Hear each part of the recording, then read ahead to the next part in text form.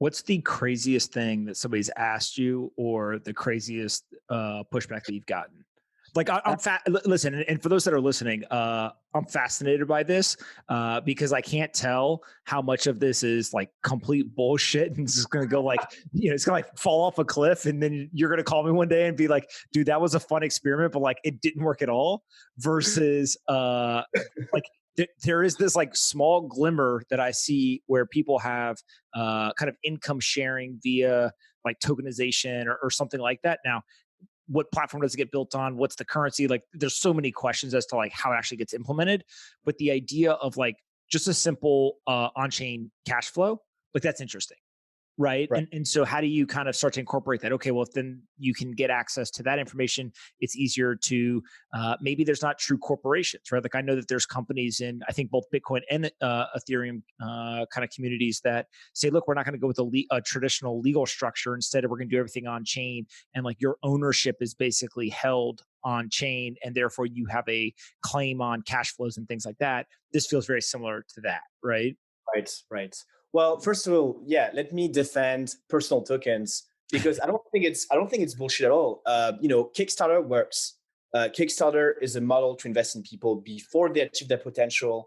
ISA with Lambda School of Education for software engineers really work. And so we know that if we add like the capitalism, speculation, and financial aspect that crypto brings so easily, it would be great because it would attract more revenue for creators, which are typically a persona that doesn't make enough money and is struggling to monetize, right? Like people spend hours listening to podcasts. Do podcasters really get paid for the amount of time that people consume versus Netflix or music? And even Netflix or music are quite underpaid. So I think it would be huge to have more monetization for all types of creators, athletes, entrepreneurs, politicians.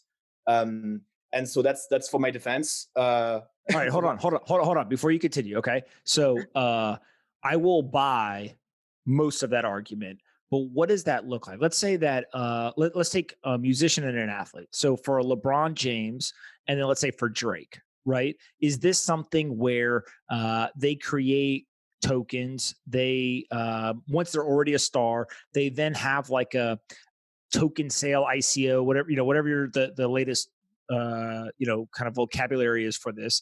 But they basically sell the tokens into the market. They hold some back. Maybe there's vesting, maybe there's not. And then they create like an economy or an ecosystem where you can only use the LeBron James token to go to his games or buy things in his store or attend, maybe movies he produces or stuff like that?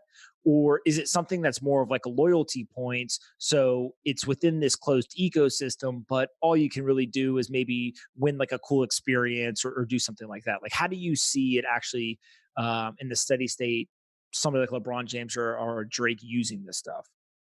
So I think it can be either. So either the revenue income or the loyalty discount, and maybe the latter is going to be easier legally, right? Because it's just, 15% off my merch as Drake. Then, the superstars, I don't think, unless the first one, I think, the first one will have a premium because it is the first one that is a superstar doing it. But I think long term, the best people to that should do a personal token should be B-list celebrities that have potential to go A-list. And so that way, the more potential is the more gains for the people who want to invest in that token. Got it. And is the thought process that literally you're like buying a rising star, right? Like similar to buying a stock that is poised to break out. You're basically being able to quote unquote invest in the person before they break out. Yeah, exactly. That's how I see it because the person has potential, you invest in it. So you got the early fans now and the speculators who objectively think that the star is going to rise. So that's just more monetization. And that's great. I think crypto is about making everything liquid. And this is a fun step towards it. You're either out of your mind or you're dead on. We're gonna find out.